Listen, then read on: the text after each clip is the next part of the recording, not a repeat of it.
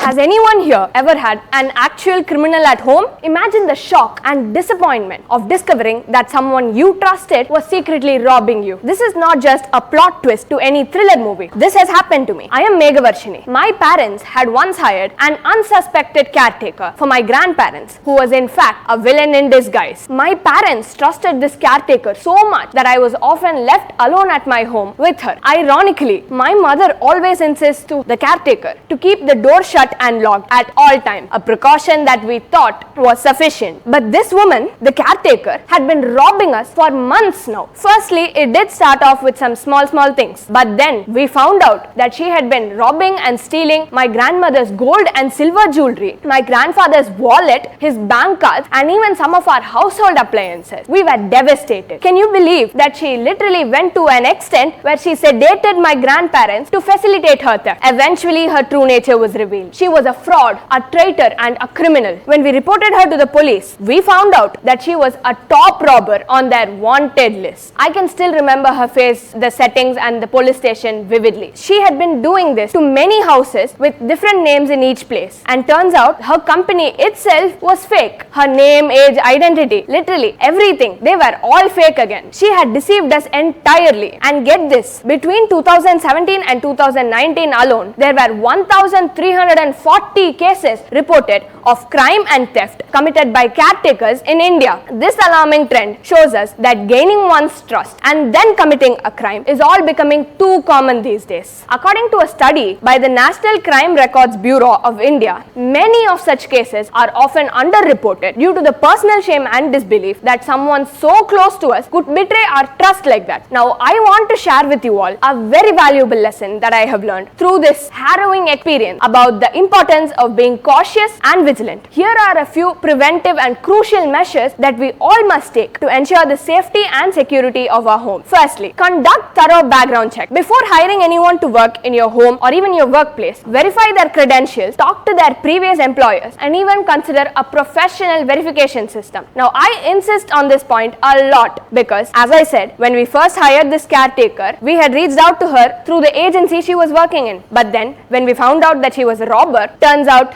her agency and the company itself was all fake and completely full of these robbers and thieves. Secondly, stay connected and aware of your household activities. Make sure to know what is happening in your home or your workplace, when and by whom. Staying aware of these and connected and involved with these can help you notice any unusual behavior early on. Thirdly, install security measures and devices in your home. Equip your home with security cameras and safety alarms, because these not only act as deterrents but also provide us with evidence in case of any suspicious activities like this. Last but not the least, building a strong community network consists of your neighbors, the neighborhood, and the residents in your area. These people and this neighborhood will definitely provide you with additional security, support, and safety. You can trust them. And as we know, Henry Ford has once said, the only real security that a man can have in this world is a reserve of knowledge, ability, and experience. By equipping ourselves with the right tools and knowledge, we can create a safer environment around us without losing the ability to trust others. Thank you.